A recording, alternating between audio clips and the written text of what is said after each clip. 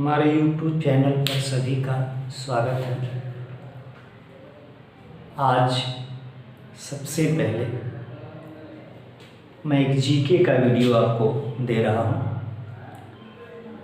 GK के video में यह एक ऐसा क्षेत्र है जो बड़ा विस्तृत क्षेत्र है। इस विस्तृत क्षेत्र में भी यदि आप चाहें तो अधिकाधिक क्वेश्चन कुछ मेन पार्ट से टच करके बड़े आसानी से कर सकते हैं। जैसे आज इतिहास में हम पहले धर्म से बात करते हैं। किसी भी परीक्षा में धर्म से एक प्रश्न कंपल्सरी होता है, वो ध्यान से सुनेगा और इसको हम समझा के आपको बता दे रहे हैं। इसको समझिए, जब समझ लेंगे तो मान के आप चलिए कि आपको क्वेश्चन याद नहीं करना पड़ेगा और मेन लाइन आप अंडरलाइन कर लेंगे, तो समझा देंगे तो एक बार अंडरलाइन भी कर देंगे तो आपके मस्तिष्क में वो बात अपने आप बैठ जाएगी और आपको कुछ परेशानी नहीं होगी, परेशानी जरा सा भी क्रिएट नहीं होगी। देखिए, पहला प्रश्न है, जो भारत के प्राचीनतम इतिहास की जो जानकारी होती है वो धर्म ग्रंथों है, तो कई चीज से प्राप्त होती है, लेकिन धर्म ग्रंथों से प्राप्त होती है। तो धर्म ग्रंथों से प्राप्त होती है, तो सबसे पहले धर्म ग्रंथ की बात हम कहते हैं धर्म ग्रंथ। सबसे पहले धर्म की हम व्याख्या करते हैं, धर्म है क्या। तो धर्म की जहां तक व्याख्या आती है थोड़ा सा आपको बता दे रहे हैं, उसके बाद अपने टॉपिक पर मेन टॉपिक जहां होगा अंडरलाइन कर देंगे। जहां तक धर्म की बात आती है तो धर्म की रामचरितमानस में परिभाषा है कि परहित सरिस धर्म नहीं भाई। परिभाषा तो धर्म की बहुत सी है, कहते हैं दायित्व का निर्वाह करना ही धर्म है। तो भारत जहां तक अपनी मैं परिभाषा पाऊं तो धर्म जिससे एक मानवीय जीवन संवर जाए उसी को क्या कहते हैं, धर्म कहते हैं। तो मानवीय जीवन को संवारने का जो कार्य करे उसे हम क्या कहते हैं, धर्म कहते हैं। तो सबसे भारत का प्राचीनतम जो धर्म ग्रंथ है वह भारत का सबसे प्राचीनतम धर्म ग्रंथ है वेद। क्या है? वेद। एक प्रश्न हो गया, भारत का सबसे प्राचीनतम धर्म ग्रंथ क्या है? वेद। अब वेद के विषय में ध्यान से सुनिएगा। वेद के विषय में कहा जाता है कि वेद का अर्थ होता है ज्ञान। वेद का अर्थ क्या होता है? ज्ञान। पहला प्रश्न हो गया कि भारत का प्राचीनतम धर्म ग्रंथ क्या है? वेद।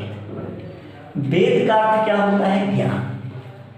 लेकिन पुराणों के अनुसार या कहा जाता है कि वेद ब्रह्मा के द्वारा, जब ब्रह्मा ने सृष्टि की रचना की तो सृष्टि को चलाने के लिए, सृष्टि को सुचारू रूप से संचालित करने के लिए उन्होंने अपने मुख से जो ज्ञान दिया उसी को हम क्या कहते हैं? वेद कहते हैं। फिर सुनिएगा, सृष्टि को चलाने के लिए ब्रह्मा ने जो बातें बताई या जो ज्ञान दिया उसी को क्या कहते हैं? वेद। अर्थात वेद जो है ब्रह्मा की एक प्रकार की क्या है? वाणी है। वेद का अर्थ क्या होता है? ज्ञान।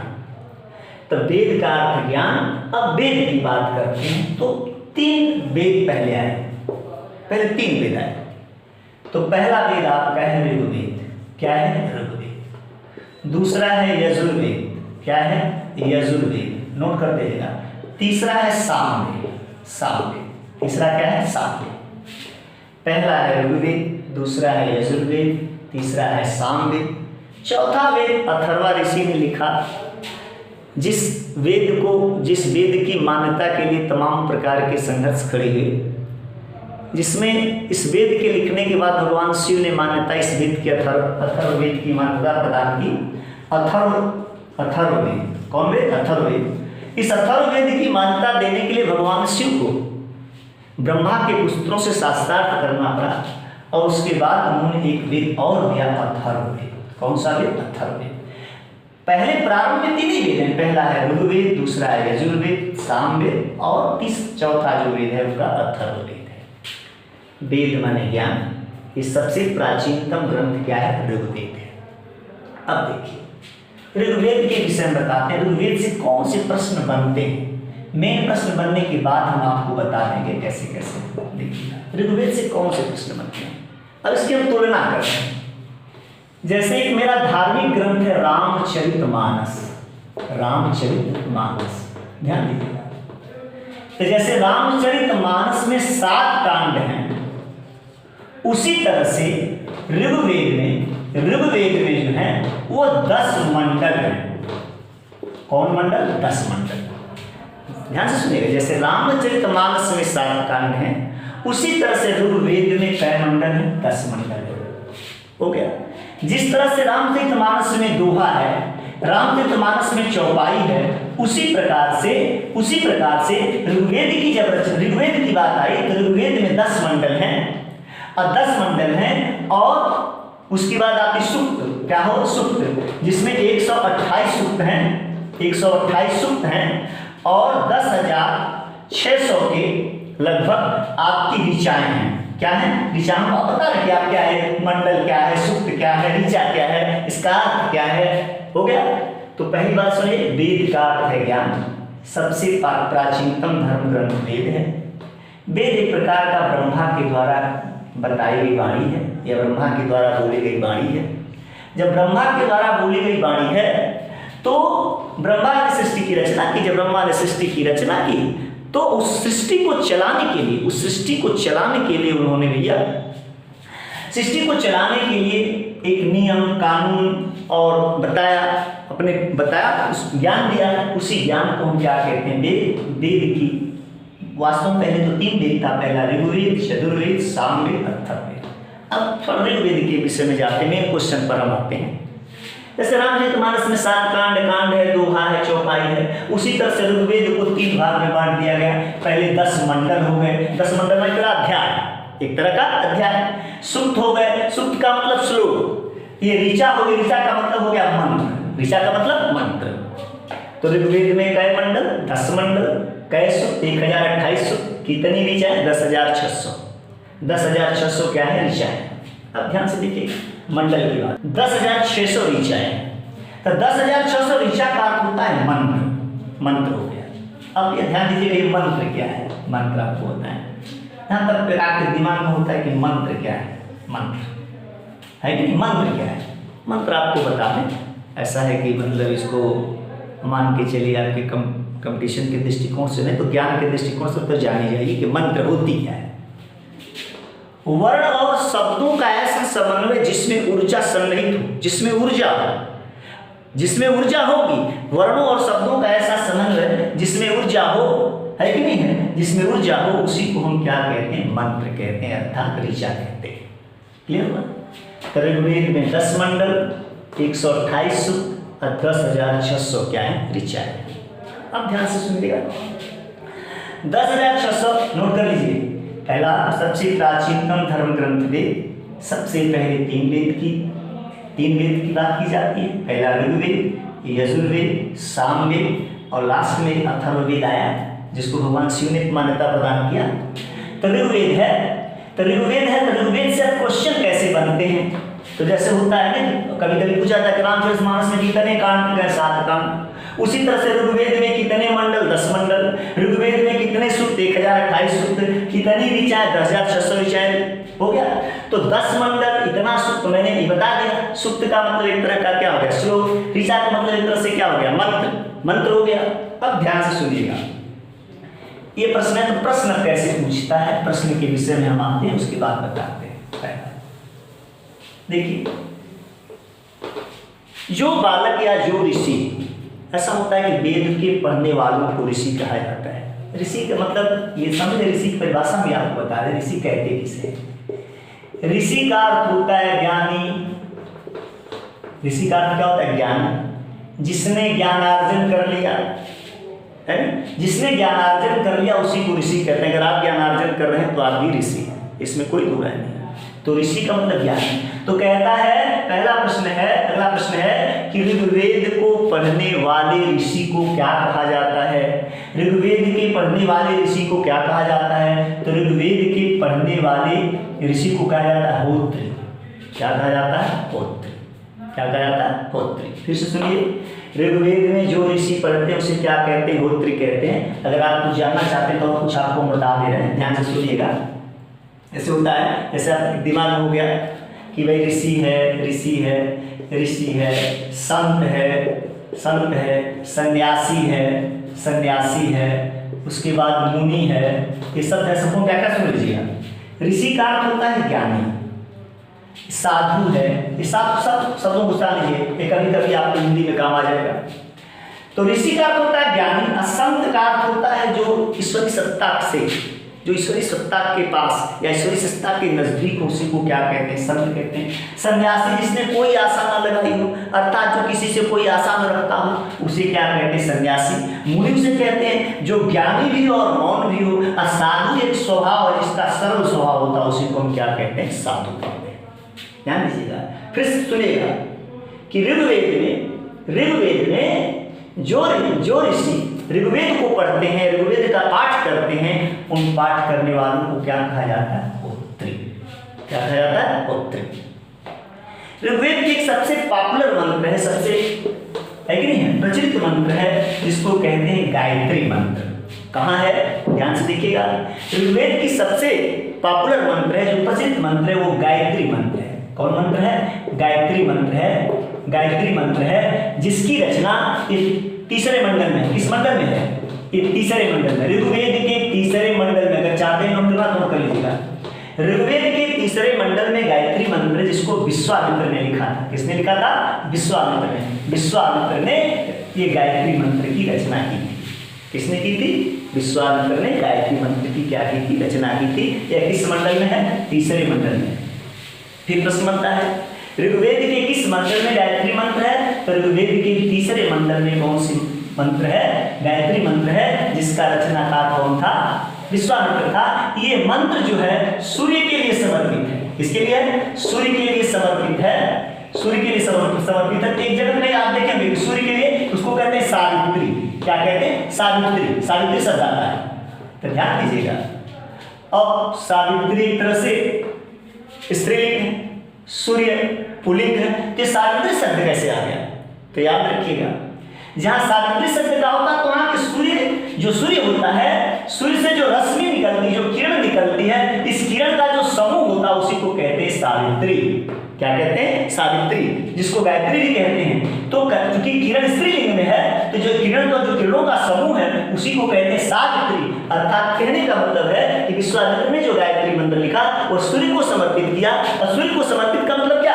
सावित्री। सावित्री का मतलब क्या हुआ? सावित्री का अर्थ हो गया जो सूर्य से किरणें निकली, इसका जो समूह होता है उसी को कहते हैं सावित्री। आप देखे होंगे आजकल भारत में छठ की पूजा होती है, तो छठ की पूजा जब होती है, तो छठ की पूजा जब होती है तो छठ की पूजा में सूर्य को अर्घ दिया जाता है। सूर्य को अर्घ दिया जाता है। तो जब सूर्य को अर्घ दिया जाता है, हो गया, तो कहते हैं छठ माई। तो छठ माई, तो अब कहते हैं हाँ सूर्य और छठ माई, तो छठ माई का अर्थ नहीं, छठ माई का मतलब सावित्री। छठ माई का मतलब सावित्री, अर्थात सूर्य की जो किरणों के समूह हैं, जो सूर्य की जो किरणें हैं, जो रश्मियां हैं, इन रश्मियों को अर्घ दिया जाता है, जिन्हें सावित्री कहते हैं। अर्थात ऋग्वेद में गायत्री मंत्र तीसरे मंडल में है, विश्वामित्र ने लिखा था, और यह किसके लिए समर्पित है? सूर्य के लिए समर्पित है। तो एक प्रश्न फिर बन गया कि गायत्री मंत्र किस वेद में है? तो ऋग्वेद में है। और किस मंडल में है? तीसरे मंडल में है। इसका रचनाकार कौन है? विश्वामित्र है। किसके लिए समर्पित है? सूर्य के लिए समर्पित है। और वहां पर एक शब्द सावित्री लगता है, तो सावित्री, सूर्य के सावित्री, अर्थात सावित्री का अर्थ है कि सूर्य की किरणों के जो समूह होते हैं, चूंकि किरण तो किरण होता है, किरण होती है, तो जब किरण होती है तो निश्चित रूप से उसका जो ग्रुप है, ग्रुप ऑफ रेज जो सावित्री हो गया, अर्थात उसके लिए समर्पित है। एक प्रश्न आता है धर्म से, भगवान विष्णु का वामना अवतार किस, भगवान विष्णु के वामना अवतार की कथा किस वेद में? ध्यान से सुनिएगा। देखिए, जो हम आपको लिखा रहे हैं, पढ़ा रहे हैं, या जो आप लिख रहे हैं, ये मान के चलिए कि आप कहीं भी बैठेंगे, क्वेश्चन बाहर नहीं जाएगा। अगर उसको ध्यान से सुनेंगे, अगर समझ लेंगे भैया, तो आपको लिखने की भी आवश्यकता नहीं पड़ेगी। एक बार आपके मस्तिष्क में वो बात बैठ जाएगी। जब कोई जानकारी जब कोई भी जानकारी का निर्णय मस्तिष्क से किया जाता है, उसको समझ के किया जाता है, तो उसको याद करने की आवश्यकता नहीं पड़ती। इसको ध्यान दीजिएगा। फिर एक प्रश्न मैंने बताया, भगवान विष्णु के वामना अवतार की कथा, वामना अवतार की कथा, वामना अवतार की कथा किस वेद में है? किस वेद में? ध्यान दीजिएगा। तो भगवान विष्णु के वामना अवतार की कथा जो है, ध्यान से देखिएगा, भगवान विष्णु के वामना अवतार की कथा ऋग्वेद में भी है। ऋग्वेद में है, ऋग्वेद में है। अब आप एक दिमाग में आता है कि वामना अवतार ऋग्वेद में कथा है, ऋग्वेद में ये कथा है। कैसी कथा? अगर कथा को थोड़ा सा सुन लेंगे तो सुनेंगे तो एकदम अवतार, एकदम आपको पूरी बतिया याद हो जाएगी। जैसे क्या है, ध्यान से सुनेगा। ये वामना अवतार की कथा क्या है? ये एक राजा बलि थे, हो गया ना, राजा बलि जो थे वो पौत्र थे प्रहलाद के। देखिए ध्यान से सुनेगा। प्रहलाद के पुत्र थे विरोचक। ध्यान से, कभी कभी काम देगा ये। प्रहलाद के पुत्र थे विरोचक। अब विरोचक के पुत्र थे ये राजा बलि। ये असुरों के देवता, असुरों के राजा थे। असुर कुल में जन्म हुआ था इनका, है कि नहीं? क्योंकि हिरण्यकश्यप प्रहलाद के पिता, तो हिरण्यकश्यप असुर कुल का था। तो प्रहलाद के पुत्र थे विरोचक, विरोचक का पुत्र थे राजा बलि, अर्थात ये असुर राजा थे। तो इस राजा की एक बार, ये राजा जो है, कोई भी असुर राजा सबसे पहले अगर कब्जा करना चाहता तो इंद्र के सिंहासन को भैया कब्जा करना चाहता है, तो उसके इंद्र को सिंहासन को प्राप्त करने के लिए उसने यज्ञ किया। 99 यज्ञ पूरी, छोटा हसाट कर बता रहे हैं, 99 यज्ञ पूरी हो गई। जब 100वें यज्ञ की बात आई तो इंद्र आदि सभी देवताओं भगवान विष्णु के यहाँ गए। भगवान विष्णु से कहे महाराज ऐसी बात है। तो भगवान विष्णु अदिति के गर्भ से जन्म लिए और बौने के, वामना अवतार में बौने के आकार में, बौने के आकार में होकर ब्राह्मण का वेश पकड़ करके राजा बलि के पास गए। राजा बलि के पास उन्होंने 3 पग एक भूमि का दान मांगा और 3 पग उन्होंने तीनों लोग नाप लिया। अर्थात राजा बलि साहब दानी, कोई दानी भी नहीं कहा जाता है, इतना बड़ा कोई दानी नहीं था, नाप लिया। तो कहने का मतलब है कि राजा बलि, यही कथा है वामना अवतार की कथा। राजा बलि से भगवान ने 3 पग में उसका संपूर्ण जगत को ही 3 पग में नाम लिया। राजा बलि के पास कुछ नहीं रह गया। तो कहने का मतलब है कि वामना अवतार की कथा, इसको बहुत विस्तृत जानकारी हम नहीं देना चाहते हैं, अगर कभी कहेंगे तो बता देंगे कैसे कैसे है। हम मुख्य बात आते हैं कि भगवान विष्णु के वामना अवतार की कथा किस वेद में है? तो ऋग्वेद में है। किस वेद में है? ऋग्वेद में है। फिर से सुनिए, सबसे भारत का प्राचीनतम ग्रंथ कौन है? वेद है।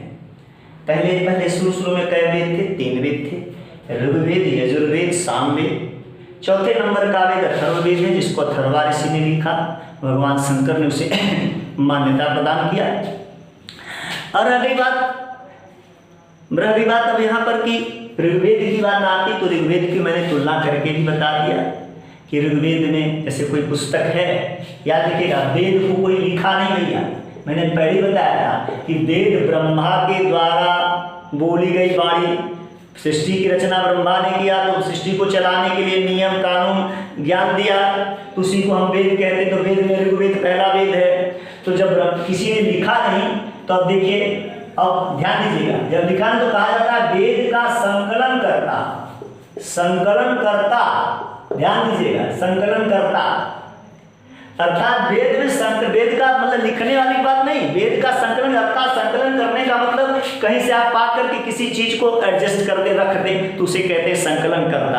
अब यहाँ निर्माण करता थोड़ा होगा, निर्माण करता जो होता है वो ऑलरेडी लगता है स्थापत्य कला के साथ लगता है ना, संकलन करता। तो वेद के संकलन करता कहा जाता है महर्षि कृष्णद्वैपायन।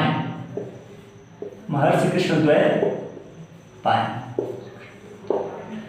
कृष्णद्वैपायन वेद का संकलन करता है। तो कहा जाता है वेद के संकलन करता कौन है? महर्षि कृष्णद्वैपायन। द्वै साफ लिखने आपको,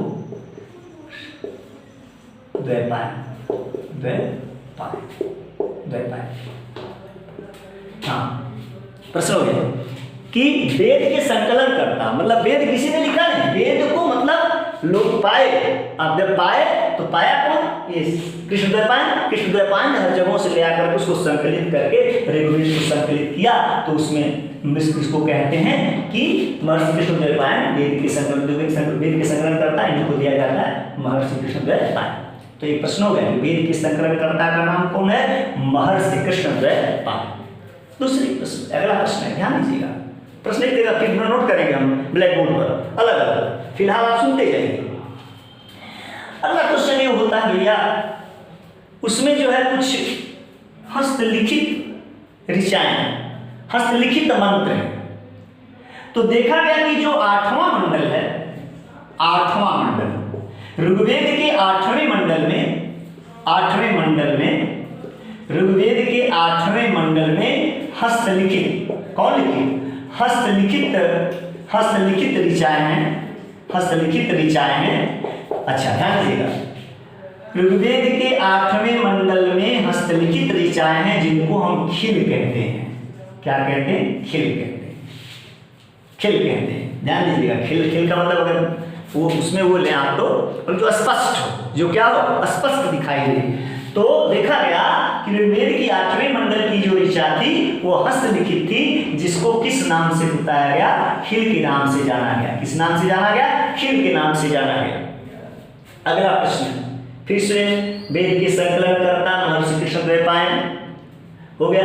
ऋग्वेद जहां तक आती है, ऋग्वेद में कितने मंडल? 10 मंडल, 1028, 10,600 ऋचाएं मैंने आपको बता दिया था। जैसे मंडल का अर्थ बताया था, तो मंडल जैसे आपको रामचरितमानस जानते होंगे, रामचरितमानस में होता है, जैसे कांड है, दोहा है, चौपाई है, उसी तरह से ऋग्वेद में मंडल है, 10 मंडल हो गया। तो फिर मैंने कहा कि सूक्त है, जिसको सूक्त कहते हैं, तो सूक्त मतलब श्लोक है, और ऋचा का मतलब अर्थ होता है मंत्र है। तो कहने का मतलब है कि कितनी 10,600 मैंने ऋचा बताया था। अब रह गई बात, तो ऋग्वेद की कौन, हाँ ऋग्वेद की सबसे पॉपुलर मंत्र है, ऋग्वेद की सबसे पॉपुलर जो मंत्र है वो क्या है? ऋग्वेद की सबसे पॉपुलर मंत्र गायत्री मंत्र है, जो किस मंडल में है? तीसरे मंडल में है। किसने लिखा है? विश्वामित्र ने लिखा है। इसके रचनाकार विश्वामित्र हैं। यह किसको समर्पित है? सूर्य को समर्पित है, सूर्य को समर्पित है, और सूर्य को समर्पित है, सूर्य को समर्पित। तो आप एक सावित्री शब्द का यूज किया जाता है। तो सावित्री शब्द का अर्थ होता है कि सूर्य की किरणों का जो समूह था उसको सावित्री कहते हैं। मैंने तमाम प्रकार के उदाहरण आपको बताया था। अगला प्रश्न आता है, मैंने यह भी बताया कि ऋग्वेद में एक ऐसा मंडल है जिसके मंत्र या जिसकी ऋचाएं हस्तलिखित हैं। तो 8वें मंडल की जो हस्तलिखित ऋचाएं से क्या कहते हैं? खिल कहते हैं। एक प्रश्न मैंने यह भी कहा कि भगवान विष्णु के 52 अवतार की कथा हुई या किस वेद में है? तो भगवान विष्णु के 52 अवतार की कथा किस वेद में? मैंने बताया ऋग्वेद में बताया। थोड़ा सा आपको कथा भी बता दिया, कथा में मैंने बता दिया कि याद कर लीजिएगा। थोड़ा सा कभी कभी पूछ दे भाई कि भाई राजा बलि की कथा है, राजा बलि किसके पौत्र थे? प्रहलाद के थे। प्रहलाद का पुत्र विरोचक था, विरोचक के पुत्र राजा बलि थे, ये भी मैंने बता दिया। अब प्रश्न आया, तीसरा मंडल हो गया, 8वां मंडल है। देखिए भारत में आज जहाँ कहते हैं जाति प्रथा तमाम प्रकार की बातें की जाती हैं, तो ये जो वर्ण जाति जहां तक बात आती, कहा जाता है भैया कि भारत में कहीं ऐसे ही है। तो ऋग्वेद के 10वें मंडल में पुरुष सूक्त में 10वें मंडल के पुरुष सूक्त में भैया पुरुष सूक्त में ये वर्ण व्यवस्था है, जिसमें 4 वर्ण की बात की जाती है, ब्राह्मण क्षत्रिय वैश्य शूद्र। किस मंडल में? 10वें मंडल में। कौन कौन से? ब्राह्मण क्षत्रिय शूद्र पुरुष सूक्त। कौन सूक्त? पुरुष सूक्त। तो फिर प्रश्न होता है कि ऋग्वेद का कौन सा ऐसा भाग है, कौन ऐसा भाग है जहां पर वर्ण व्यवस्था की बात की जाती है? तो वर्ण व्यवस्था के 10वें मंडल के पुरुष सूक्त में ये बात बताई गई, ब्राह्मण क्षत्रिय वैश्य शूद्र हो गया। ध्यान दीजिएगा, आप देखते होंगे भारत में जब कर्मकांड की जहां तक बात होती है, तो देखो कोई ब्राह्मण अगर पूजा कराता है, तो ब्राह्मण पूजा कराता है तो ये कहता है कि घास ले आइए और गोबर ले आइए, दूब ले आइए, चिचड़ी की लकड़ी ले आइए। ये तमाम प्रकार की सामग्री जुटाई जाती है, तमाम प्रकार की सामग्री जुटा करके पूजा कराइए। तो इसका अर्थ है क्या? हमारे दिमाग में प्रश्न की है क्या गुरु जी? तो इसको हम आपको थोड़ा सा शार्ट कर बता दे रहे हैं, इसलिए बता दें, इसका टॉपिक से संबंध है। देखिए कर्मकांड के पूजा में सबसे पहले जो मुख्य भूमिका होती है वो अग्नि की होती है, अग्नि की। तो देखा गया, ऋग्वेद ने देखा है, ऋग्वेद के अनुसार देवता जो इंद्र हैं, इंद्र देवता इंद्र के लिए 250, इंद्र के लिए 250 और अग्नि के लिए 200, अग्नि के लिए 200 मंत्रों का है, ध्यान दीजिएगा। इंद्र के लिए 250 और अग्नि के लिए 200। इसका मतलब हो गया कि ऋग्वेद के प्रमुख देवता कौन हैं? इंद्र भी हैं और अग्नि भी है। हो गया। यही कारण है कि जब पूजा पाठ होता है तो इंद्र का कहें जौ है तो ये है तो वो है, तमाम प्रकार के तमाम प्रकार की वस्तुओं का कर्मकांड में उपयोग होता है। तो ऐसी बात नहीं कि ये सब फालतू बात, ये है, सारी चीजें हैं, सारे वेद में संकलित हैं। जो कराया जा रहा है, जो बताया जा रहा है, जो कराता है, ऐसा नहीं भाई इसका कुछ लोग लगते हैं विरोध करने, जो विरोध करने लगते हैं इसका मतलब उसकी भी सबको जानकारी नहीं है। जब वो नहीं जानकारी रखते हैं तो कुछ कहते हैं, ऐसा फालतू चीज करते हैं। लेकिन इससे मेरे को मतलब नहीं, मेरे को मतलब क्या है कि ऋग्वेद में इंद्र है, इंद्र को देवता माना, प्रमुख देवता माना गया है, प्रमुख देवता माना गया, उसके लिए 250 मंत्र, अग्नि के लिए 200 मंत्र। हो गया कि नहीं हो गया? अब आ गई बात यहाँ पर, अब यहाँ पर बात आ गई इंद्र के लिए कितने, हाँ इंद्र के लिए 250, अग्नि के लिए क्या हो गया 200।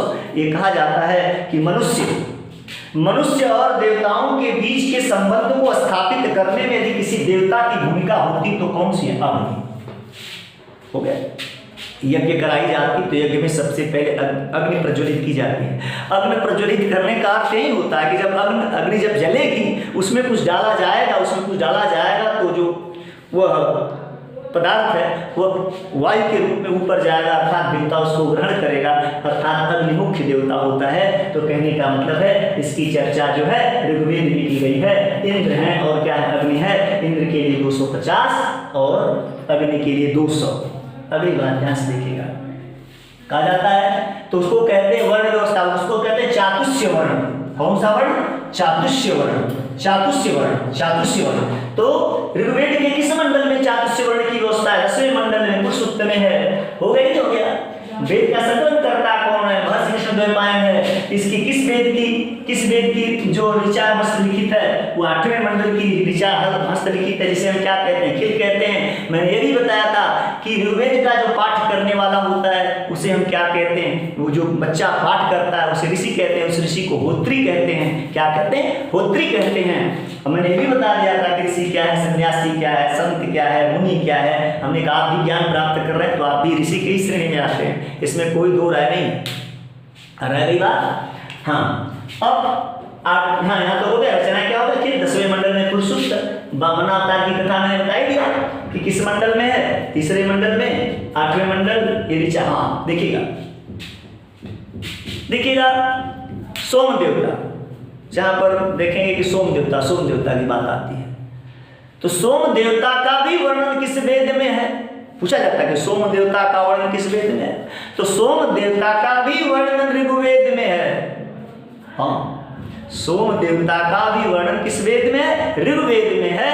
तो ऋग्वेद में है सोम देवता का वर्णन। फिर प्रश्न पूछा कि सोम देवता का वर्णन किस वेद में है? ऋग्वेद में है। कहते आर्य हमारे हैं, कहते हमारे हैं। तो आर्यों की जानकारी किस वेद से प्राप्त होती है? तो कहते हैं आर्यों की जानकारी भी किस वेद से प्राप्त होती है? आर्यों के विषय में जानकारी किस वेद से प्राप्त होती है? तो ऋग्वेद से प्राप्त होती है।